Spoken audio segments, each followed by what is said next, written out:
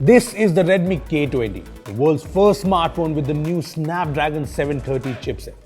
But why am I comparing it with the Poco F1, which has a Snapdragon 845? Well, let's find out.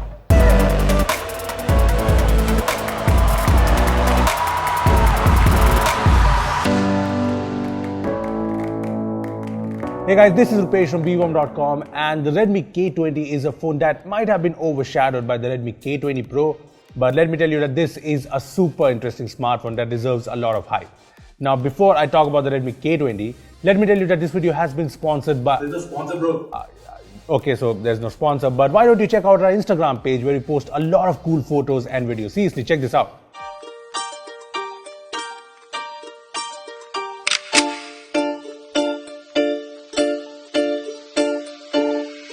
Yeah, that was pretty cool, right? So make sure you follow our Instagram page. Now let's check out the Redmi K20.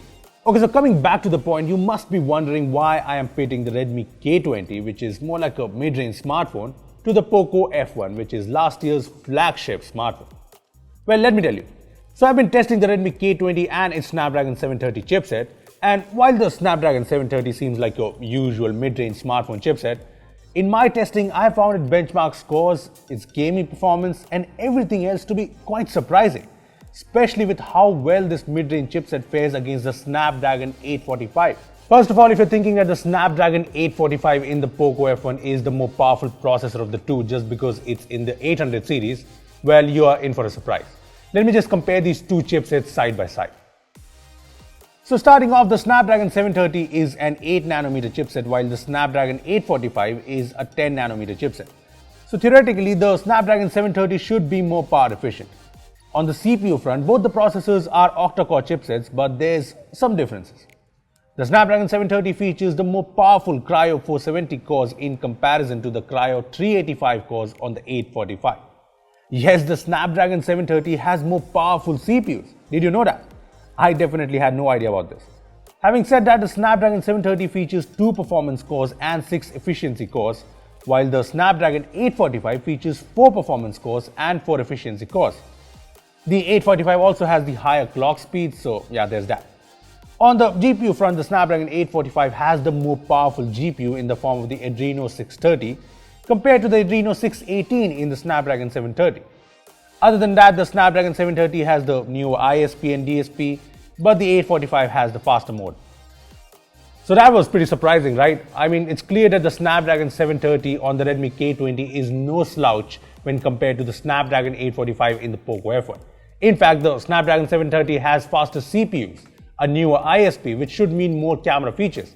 I know the clock speed of the CPU on the Snapdragon 730 is lower, but the CPUs are more powerful than the Snapdragon 845, as it can be seen in the benchmarks. Yeah, let me show you the benchmarks.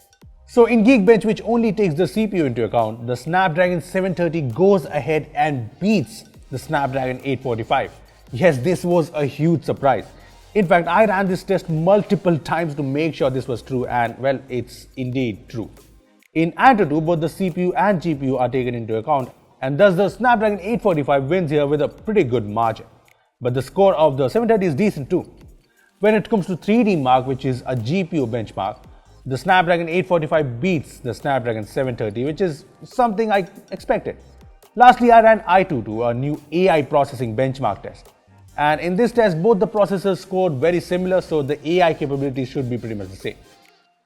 Well, it's clear that the Snapdragon 730 on the Redmi K20 is not your run-of-the-mill mid-range processor. This is a powerful processor, powerful enough to take on last year's flagship chipset. Yes, the GPU on the 845 is better, but the CPUs on the Snapdragon 730 are definitely more powerful. So, to be honest, I think the Redmi K20 comes quite close to the Poco F1 performance-wise. I mean, I have been testing out the K20 and it's as snappy and smooth as its Pro variant with the Snapdragon 855.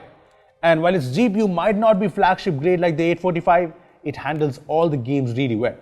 PUBG Mobile runs on high graphics settings, and take a look at the gameplay.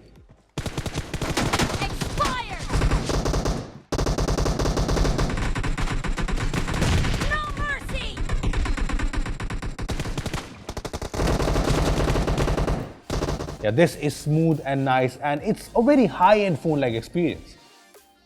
Now that it's clear that the Redmi K20 can take on the Poco F1 when it comes to the performance, what about the rest of the phone? Well, let's start off with the cameras here. The Redmi K20 has a triple camera setup, the same as the K20 Pro. And yeah, it includes an ultra wide angle lens.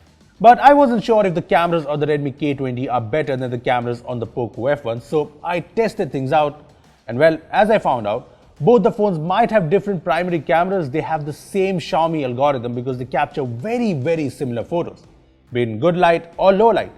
The Redmi K20 sometimes captures photos with better highlights, and sometimes it just takes photos like this out of the blue. And sometimes the Poco F1 captures photos with better colors, but the difference isn't all that great. Now there's one area where I found the Redmi K20 to be slightly better, and that's the portrait mode. In portrait mode, the Redmi K20 captures photos with better and more natural colors, as you can see in these photos. So yeah, there's that. But look, overall the Redmi K20 cameras aren't really a whole lot different from the Poco F1. But you know what? I'll take it, considering the fact that it has the cool ultra wide angle lens and it captures better portrait mode shots. Apart from that, the Redmi K20 is better than the Poco F1 on several fronts. First of all, the design here is the same as the Redmi K20 Pro, which means it has the same glass and melt design that looks premium. And that's way better when compared to the bland, boring plastic design of the Poco F1. The K20 also does not have the ugly notch of the Poco F1, and it has a super AMOLED display that's a lot better when compared to the IPS LCD on the Poco F1. On the battery front, both phones have the same sized 4000 mAh battery, but the Redmi K20 has faster charging. Yeah, these are some great advantages that the Redmi K20 has over the Poco F1. But it's not an outright win for the Redmi K20. The Poco F1 has a few features that will miss on the Redmi K20. See, the K20 does not have IR face unlock or even fast face unlock like the Poco F1 because of the fairly slow pop-up camera. That can be a little disappointing to some. The K20 also does not have stereo speakers like the Poco F1 or a micro SD slot on board.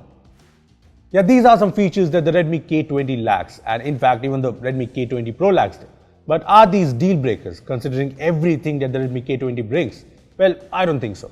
I think with all the features that the Redmi K20 brings, I think it's a great match to the Poco F1. I think the Redmi K20 should be a great replacement to the Poco F1. And I'm saying that because I'm expecting the Redmi K20 to come to India at less than 20,000 rupees next month, which is the same price range the Poco F1 sells in India right now. So people expecting a Poco F1 like phone in 2019 with the same high-end performance and improved premium design, a better display and newer cameras at less than 20,000 rupees will have the option of the Redmi K20. Well, those are my thoughts on the Redmi K20, which is coming to India very soon. So yeah, what do you think about this phone? Tell us in the comment section below. Also, if you haven't watched a video on the Redmi K20 Pro or the Redmi Book, make sure to check them out from the links in the description down below. Also, give this video a thumbs up if you enjoyed it and make sure to share it with your friends. Lastly, subscribe to our channel for more amazing tech videos. Well, that's me signing off. Thanks for watching and I will see you in the next one.